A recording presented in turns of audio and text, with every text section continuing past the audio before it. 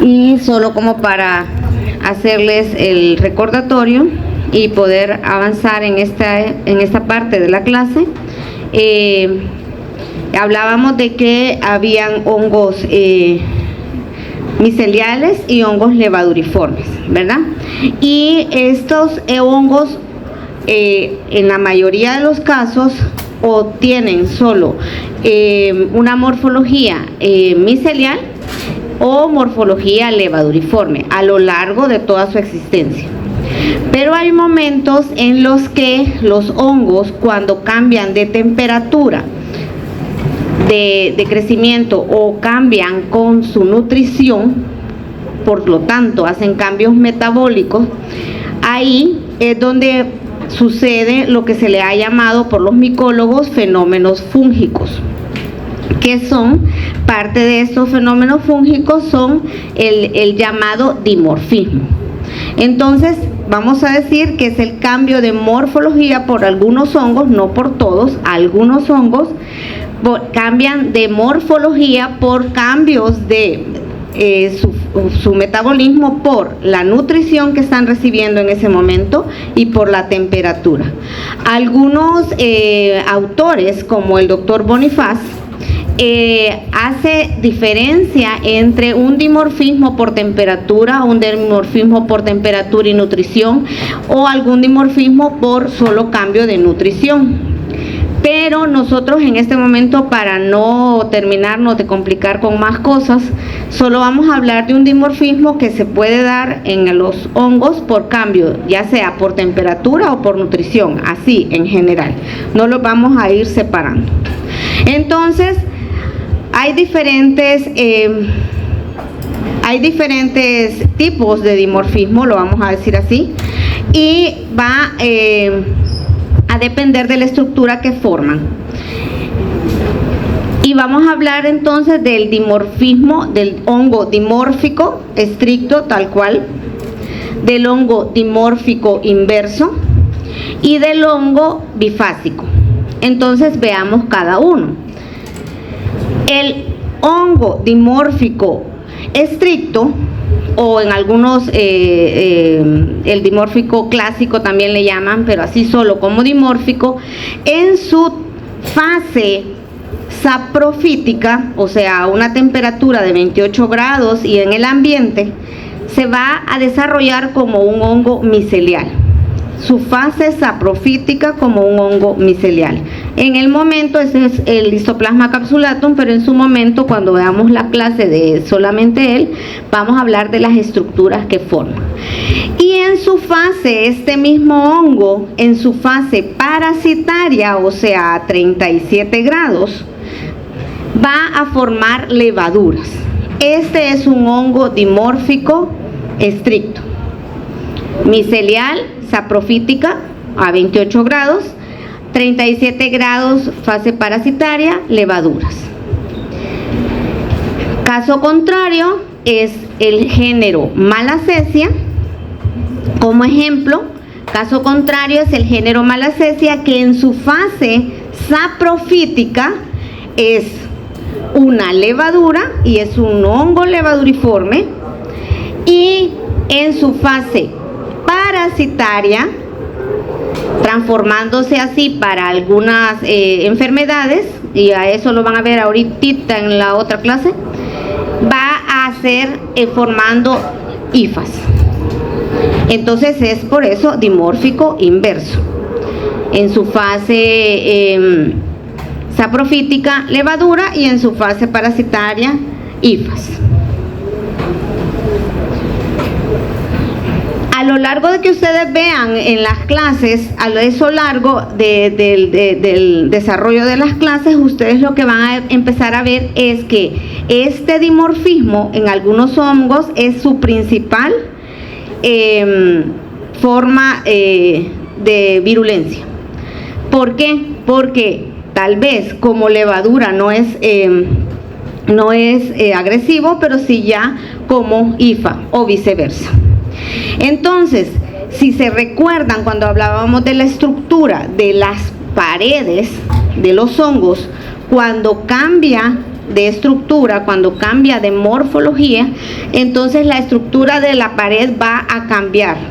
Y los componentes que sean para mayor virulencia, pues van a ser más expuestos. Entonces cambia todo, cambia la morfología, cambia la estructura de la pared, cambia por supuesto por su metabolismo, etcétera.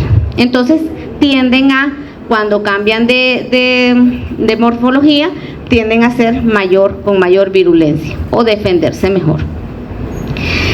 El otro tipo de dimorfismo es el dimórfico bifásico. En el caso de los bifásicos no va a haber una estructura exactamente como una levadura, sino que en su fase saprofítica va a ser micelial, va a tener una estructura micelial, y en su fase parasitaria va a tener una estructura totalmente diferente a una levadura. En el caso de este hongo, que es el Fonsecae pedrozoy, la estructura parasitaria es una estructura llamada célula fumagoide. Y cuando veamos la clase de eso, pues ahí lo vamos a desarrollar mejor. Pero queda en el concepto que el hongo dimórfico bifásico va a dar en su fase parasitaria una estructura diferente a una estructura diferente a una levadura. Bueno, pasando eso, vamos a decir que los hongos, lógicamente, para su sobrevivencia, pues necesitan reproducirse, pero algunos hongos no tienen una reproducción como tal, sino que solo una multiplicación. Y algunos lo mencionamos porque algunos de los agentes etiológicos de las micosis que van a ver en el desarrollo de las clases son hongos que solo se multiplican. ¿Cuál es el hongo que solo se multiplica? Pues es aquel que solo va creciendo hifas. Solo se forman hifas. Solo hifas. No produce estructuras de reproducción.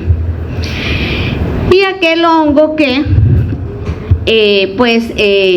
a forma de irse reproduciendo, ahí tiene una formación de nuevo material, que puedan ser llamadas esporas, conidias, y así cada uno de los hongos. Esta nueva formación o esta reproducción se divide en los hongos en reproducción asexual y reproducción sexual. Como ustedes ya eso lo saben, lógicamente cuando hay una reproducción sexual, en sí mismo el hongo forma las estructuras sin necesidad que haya un intercambio de material genético. Y en la sexual sí hay un intercambio de material genético y lógicamente en ese intercambio está la formación de estas estructuras. Entonces, al hongo, lógicamente esto le sirve para sobrevivir, para perpetuarse sobre la tierra, ¿verdad? Ir perpetuando su especie, pero nosotros en el laboratorio pues nos sirve para su identificación y su clasificación. Dependiendo de las estructuras que se forman, así va a ser nosotros la identificación que le demos a ese hongo, y usted va a empezar a oír descripciones y va a en algún momento sentirse como agobiado con tanto término, pero tratamos de darle lo más básico para esta área. Entonces veamos que en las estructuras que se forman para la reproducción asexual, vamos a tener diferentes nombres, diferentes estructuras, en las que vamos a dividir en las estructuras de las esporas de reproducción asexual interna, que lo llamamos así porque están dentro de una bolsa, y las esporas de reproducción asexual externas. Y estos nombres los van a seguir escuchando y digo, como ejemplo está la blastoconidia, la artroconidia, las conidias en general. Cuando son externas reciben el nombre de conidias en general, y por su tamaño, como les refería a la clase anterior, pueden llamarse macroconidias o microconidias. Y ahí las vamos a ver. Dentro de las internas está la esporangiospora. Esporangiospora, vea cómo se escribe. Esporangiospora. Y esta estructura por lo general es dada por los hongos que hablábamos de los hongos cenocíticos, y aquí, aunque no lo veamos o nos cuesta un tantito verlo, está esta bolsa llamada esporangio, y por eso su nombre derivado de esporangiosporas. Quedémonos en este caso porque esas estructuras son internas, porque están dentro de una bolsa, ahí no hay ciencia alguna. Y estas, aunque veamos nosotros esas chirolitas ahí, esas chipelotitas ahí afuera, cada una de estas es una bolsita, y dentro de esa bolsita está lo que le llamamos endospora. Entonces, lógicamente, estos son ejemplos de esporas internas, asexuales internas. Debemos de tener el cuidado de llamarlo asexual, porque también hay sexuales internas. Entonces debemos de tener la diferencia entre asexuales y sexuales. Entonces estas son esporangiosporas y endospora, ejemplos de esporas asexuales internas. Los ejemplos de las esporas asexuales externas, ya no hay una bolsa que los guarde, ya ellas están solitas, formándose de diferentes procesos de esporulación, pero eso ya no lo vamos a tocar tanto, sino que vamos a solo mencionar ejemplos. Dentro de esas está la blastoconidia. La blastoconidia es la hijita que sale de la levadura, que les explicaba yo la otra vez, ¿verdad? Esta es la blastoconidia. Igual allá hay más. La artroconidia, que son estas estructuras como que son barrilitos, que son fragmentaciones de las hifas, y lo que sucede es que igual ellas son capaces de con una o dos formar una colonia. Todas estas estructuras que yo les estoy mencionando son estructuras que son capaces, si tomo una de ellas y la deposito en un lugar donde es bien como para ella poder crecer, son capaces de formar una colonia completa. Entonces decía que las artroconidias son fragmentaciones de la hifa y se van haciendo como pequeños vagoncitos, como pequeños barrilitos.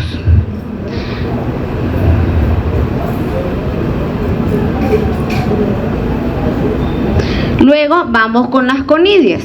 Las conidias, entonces, decíamos que por su tamaño, el tamañito de ellas pueden ser microconidias, y ustedes las ven, son realmente pequeñitas, ¿verdad?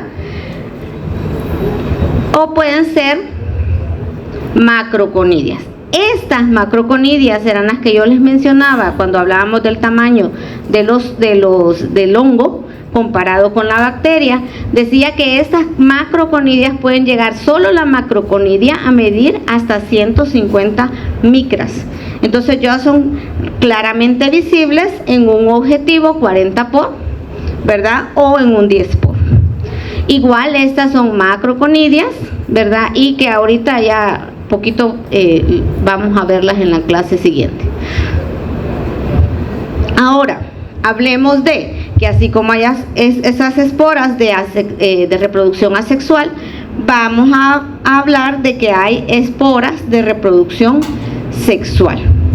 Hay un intercambio, hay una hifa positiva, una hifa negativa, hay un intercambio entre esas hifas para intercambiar material genético y hay una producción de esporas. En este caso vamos a hablar de esporas sexuales internas, como es el ejemplo de la cigospora, de externas, como es la cigospora, y la basidiospora. Esta es la espora como tal y esta es la espora como tal. Estos son los gametangios que se han unido y han formado la espora, la cigospora y la basidiospora. Y la espora de reproducción sexual interna es la ascospora. ¿Por qué se las vamos a terminar mencionando? Es porque en algunos hongos, eso es la visualización, especialmente en el hongo Pneumocystis jirovecii, vamos a mencionar estas que son las que se observan en su fase parasitaria. Entonces, si ustedes ven aquí, esto es una bolsa llamada asco y estas son las ascosporas. Entonces ahí es como se escribe: cigospora, basidiospora y ascospora. En un principio, cuando la micología iba naciendo, cuando la micología iba empezando a descubrir que el hongo en su reproducción podía hacerlo de dos formas, tanto sexual como asexual, la reproducción, al observar que un hongo se reproducía sexualmente, dependiendo de la observación de las estructuras sexuales, así lo dividían, así lo iban clasificando. Pero en este tiempo y entonces aquel hongo que no daba reproducción sexual, solo se mantenía con su reproducción asexual, quedaba en un grupo aparte, porque no lo podían clasificar. En este tiempo, jóvenes, debo decirles que la micología ha cambiado demasiado y cambia constantemente gracias a la biología molecular. A ellos échenle la culpa, ¿verdad?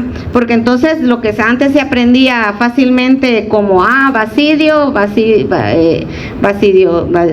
basidiomycetes y ya ascomycetes, ya ahora ya no es tan fácil así, porque la biología molecular ha venido a clasificarlos a todos, ¿verdad? Y les observen o no estructuras de reproducción sexual, por su genética, lógicamente, van y los ponen taxonómicamente en su lugar. Entonces, debo de decirles que antes, hace 120.000 años, pasaba que lo clasificaban gracias a esto, y ahora gracias a la biología molecular, que espero que pronto esté aquí ya en nuestro medio, más desarrollada, porque ya está, pero no está tan desarrollada en el sentido miles de cosas. Entonces vamos a vernos la necesidad de tener nuevos géneros, nuevos nombres y por supuesto usted como médico aprenderse nuevos agentes infecciosos. Y entonces llegamos a esto, en que gracias a esas estructuras que ya les explicaba, vamos a hablar rápidamente de la taxonomía. Y partiendo de que hablábamos de que es organismos eucarióticos, pues está en el superreino eucarionte, en el reino fungi o fungae, y vamos a tener divisiones que van a tener en este caso en la micología no se habla de filo, sino que de división, y se va a reconocer por la finalización de la palabra por cota, la subdivisión cotina, y por supuesto las clases micetes, como en la Y, micetes, la orden Ales y la familia como en las bacterias Aceae. Entonces, hablemos de las divisiones que se hablaban desde un principio. Aquellos que tenían cigosporas estaban en la cigomicota y subdivisión cigomicotina. Los que tenían ascosporas, ascomicota, ascomicotina. Basidiomicota, basidiomicotina. Las que tenían la basidiosporas. Ahora aquí ya estamos quedando solo con esas tres, porque ya no hay un cuarto grupo, no hay una cuarta división que no se le observe la reproducción sexual, sino que a todos se les han ido acomodando según sea su genética. Entonces, en estas pocas clases que se dan de micología, ustedes van a empezar a escuchar de hongos que están dentro de la clasificación de la basidiomicota, donde están hongos de importancia médica. Todo esto podría ser sí una muy buena clasificación, pero no todos son de importancia médica, ¿verdad? En la que mayor están, en el mayor grupo de importancia médica es en la ascomicota. Y vamos a encontrar entonces órdenes de ir mencionando la cigomicota, la ascomicota y la basidiomicota. Y dentro de esas, las otras clasificaciones que nosotros vamos a mencionar a la hora que hablemos de los agentes causales. Entonces, dejando la clasificación para los micólogos, dejando esa clasificación a un ladito, vamos a ver qué tipo, qué nos interesa ahorita saber de las enfermedades que nos dan los hongos. Entonces, estamos aquí como para decir, los hongos están presentes en las enfermedades infecciosas. No todos los hongos son transmisibles de persona a persona. Eso déjeme decírselo, que si la materia se llama enfermedades transmisibles es porque usted está pensando y entendiendo que se transmiten de uno a otro.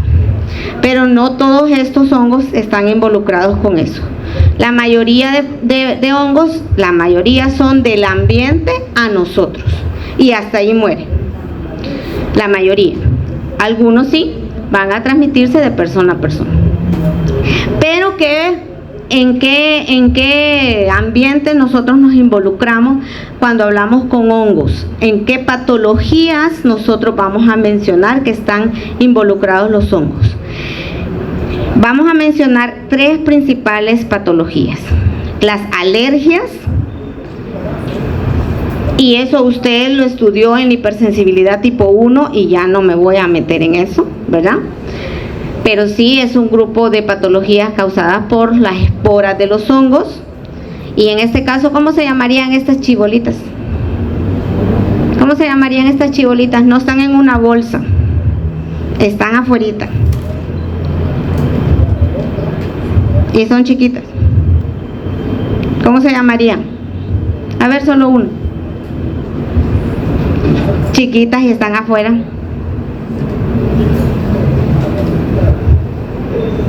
Está afuera y es chiquitita. Microconidia, así es, microconidias. Vamos bien, vamos bien. Para estar con la presión de que el examen el lunes, yo les entiendo, ¿verdad? Que ahorita su mente está en el examen del lunes. El otro grupo de patologías que se encuentran o que producen son las intoxicaciones. Las intoxicaciones pueden ser de dos tipos. Puede ser micotoxicosis, que es la patología que se produce a raíz de ingerir las toxinas del hongo. Estas toxinas pueden estar en los granos o pueden estar en los frutas, vegetales, etcétera, que el hongo, si recuerda todo lo que hemos hablado un poquito, recuerda un poquito que ellos llegan, pues aseguran, quieren nutrirse para irse reproduciendo, crecer y sobrevivir, y a la hora de que están ahí, están liberando liberando enzimas para poderse nutrir por absorción, ¿recuerda? Entonces, en ese momento ellos están absorbiendo y produciendo metabolitos o productos que le van a servir para su metabolismo, y al mismo tiempo que ellos están liberando enzimas para poderse degradar y nutrir, están liberando otro tipo de toxinas o otro tipo de sustancias que son sustancias secundarias, que tal vez ellos no lo hagan con la mala intención, ¿verdad? Pero en este caso son las toxinas. En un primer momento liberan esas enzimas para poder digerir. Son las principales, las primarias. Las secundarias pues las liberan como productos extra, ¿verdad? De su metabolismo. Y ahí se habla de algunas como las llamadas aflatoxinas o las fusarinas, que vienen siendo para nosotros a lo largo de la ingesta de esas toxinas, vienen siendo dañinas. Por ejemplo, las aflatoxinas pueden producir cáncer hepático, ¿verdad? Entonces son hepatotóxicas. Entonces resulta de que de allí sale la micotoxicosis o todo lo que le he explicado es la micotoxicosis, la ingesta de las toxinas liberadas por el hongo. En su metabolismo las libera el hongo y nosotros venimos y las ingerimos. El chiste mayor es pues lavar la fruta, quitarle eso fellito, cortarle lo podridito y te comes el resto, ¿verdad? Pero eso no debe de ser así. Si ya está eso, tírelo, ¿verdad? Ya deséchelo, porque ya no es funcional, porque a la larga le va a salir como que más caro, ¿verdad? Mejor perder los $3 de la libra de fresas, y no sé si $3 vale, pero suponga, está más caro. Bueno, lo que valga, ¿verdad? Más bien que si es cara, cómasela rápido porque no se le arruine, mejor. Y la otra intoxicación que conocemos es el micetismo. Recuerdan que les decía que antes la micología era solo la parte de las setas, ¿verdad? De las sombrillitas. Pero y en ese tiempo pues ya se reconocía el efecto tóxico que tienen este tipo de sombrillitas. Tóxico si se pasa de dosis, alucinógeno si se utilizan las cantidades o dosis correctas, ¿verdad? Y de ahí que viene que esas sombrillitas, que es la manita feioides, tan bonita como se ve, ¿verdad? Es utilizada para algunas personas como para alucinar, ¿verdad? Con efecto alucinógeno, pero, ¿verdad? Pero sí, ya se acordaron, pero si se pasa de esa dosis, ya alucinó demasiado, se puede terminar de alucinar toda su eternidad, ¿verdad? Se queda alucinando su eternidad. Entonces, ese es el micetismo. Por supuesto, ingesta de este tipo de setas, ¿verdad? De ahí los champiñones y todos esos, los comestibles, esos ustedes son una muy buena fuente de proteína, así que pueden incluirla todo lo que quieran. Y este grupo, que es el grupo que nos vamos a quedar estudiando en las próximas clases, que es el grupo de las micosis, todas las infecciones causadas por la infección del hongo, que el hongo esté allí, ya no de sus productos tóxicos, ya no de sus toxinas, sino que ya del hecho de que el hongo está allí, implantado en los tejidos.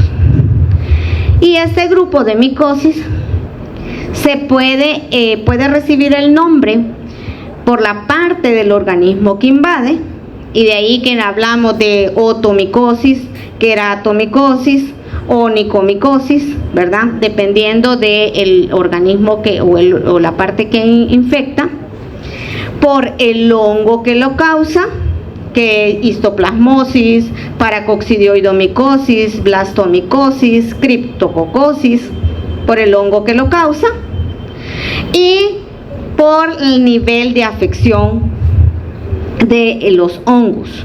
De ahí que quiero decirles que, si mal no recuerdo, en sus libros está la división diferente y quiero que vayamos y respetemos la que vamos a hablar aquí en clase. Revisé Yagüez y revisé Murray, pero no me acuerdo en cuál de los dos está la clasificación distinta. Nosotros nos apegamos a la clasificación del doctor Roberto Arenas, ¿verdad? Esa es mi bibliografía. Y vamos a hablar de micosis superficiales, donde afecta lógicamente la parte más superficial de la piel. Estamos hablando de la epidermis y el estrato más superficial de la piel, y aparte de eso sus anexos, que son uña y pelo o cabello. Las micosis subcutáneas, las micosis sistémicas y el grupo de micosis oportunistas. Entonces, en los textos está esto diferente dependiendo de los géneros, así los acoplan, pero conforme nosotros vayamos viendo la clasificación, pues nos vamos a respetar esta clasificación: superficiales, subcutáneas, sistémicas y oportunistas. Una vez que el hongo ya está instalado y produce enfermedad, da lugar a otro fenómeno. Ya hablamos de unos fenómenos anteriores, ¿verdad? De los dimorfismos. Pero ya una vez que el hongo está instalado,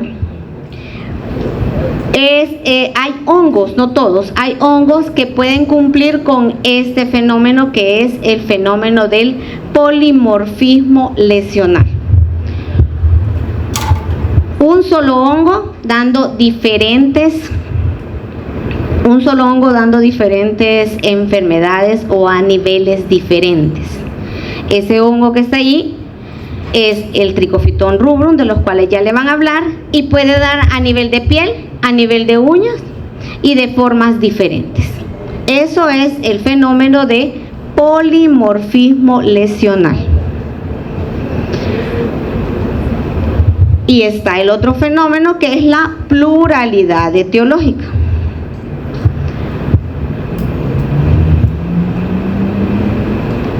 Esta es una micosis dada por diferentes agentes.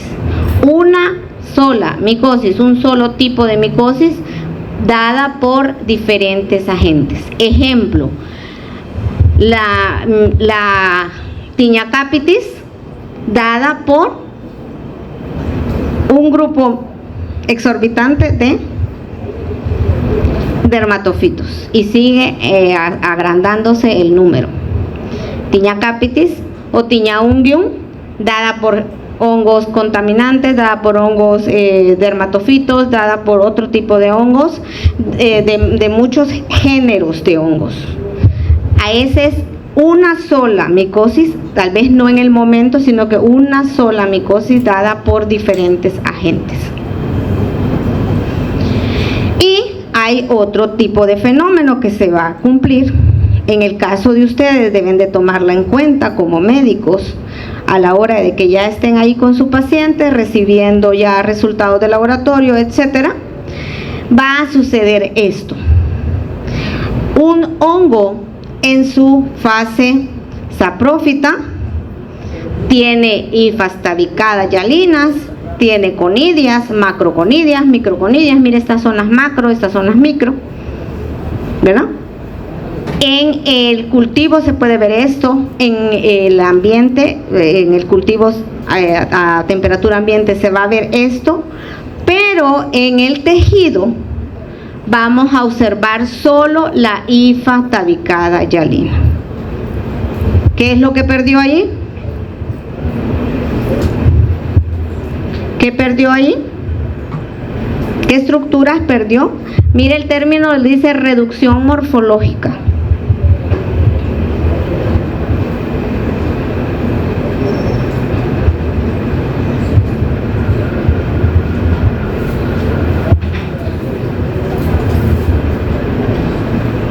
No me tengan miedo, si mejora, si me voy feliz de que han entendido. Ajá, ¿qué estructura? Las macroconidias y las microconidias. Perdió esta, ¿ve? Yo creo que todos lo ven, pero igual tienen miedo de decirlo. Ya solo se observa a nivel del tejido solo la hifa, tabicada y alina. A eso le llamamos reducción morfológica y es un fenómeno que sucede en algunos hongos. Bueno, y esto era todo. Mi bibliografía, por favor, quiero que respeten la bibliografía, que es la micología ilustrada de Roberto Arenas y del doctor Alejandro Bonifaz. No es que sus Yagües o Murray esté mal, pero me gustaría más que nos respetemos esto.